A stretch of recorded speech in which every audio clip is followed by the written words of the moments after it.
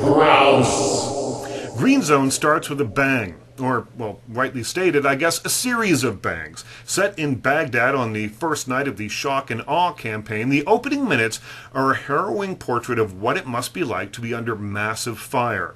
It's a frenetic beginning shot in a wild cinema verite style, which will leave many in the audience wishing that someone would buy director Paul Greengrass a tripod. Matt Damon, reuniting with Greengrass after 2 Jason Bourne thrillers, is Army Chief Warrant Officer Roy Miller. Now, he's a good soldier who allows creeping doubt about the existence of weapons of mass destruction to force him to go rogue. Breaking ranks from the Pentagon, he aligns himself with a CIA Middle Eastern expert, played by Brendan Gleeson, to try and ferret out the complicated truth. At odds with Miller is Clark Poundstone, played by Greg Kinnear, a freshly scrubbed Pentagon appointee who won't let the soldiers' misgivings get in the way of his mission to bring democracy to Iraq. Now, nobody shoots action like Greengrass. He breathed new life into the spy genre with the Bourne films, using a handheld camera to put the viewer right in the middle of the action. Shooting where most action directors fear to tread, like in tight, claustrophobic spaces, for example, he brings a breathless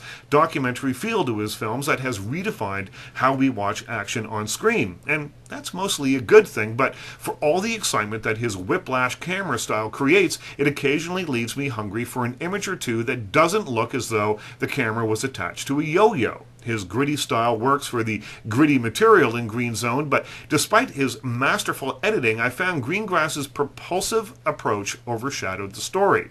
The action scenes are tense, but when the action stops, which frankly isn't very often, even the dialogue scenes move with the velocity of a bullet shot from a gun. It's pedal to the metal all the way, with little regard to the nuances of storytelling.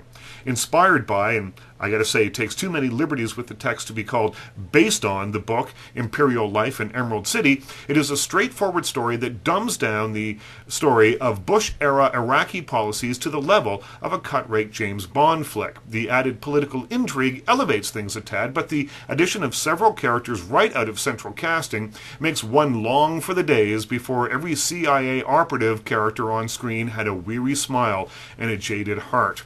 Damon is comfortable mixing the game-faced soldier with an earnest side and acquits himself well, particularly in the action scenes, but by this time he and Greengrass must have a shorthand on set that allows them to blend character and action, and here, it really works. The same can't be said, though, for Brendan Gleeson as CIA veteran Martin Brown. Gleeson, who is a fine actor, doesn't have any action scenes and seems to be an afterthought to the director, who places such hoary old cliches as "don't be so naive" in his mouth. Ditto with Amy Ryan as the Wall Street Journal writer. It seems as if the characters, if they're not shooting a gun or in constant motion, then Greengrass doesn't know exactly what to do with them.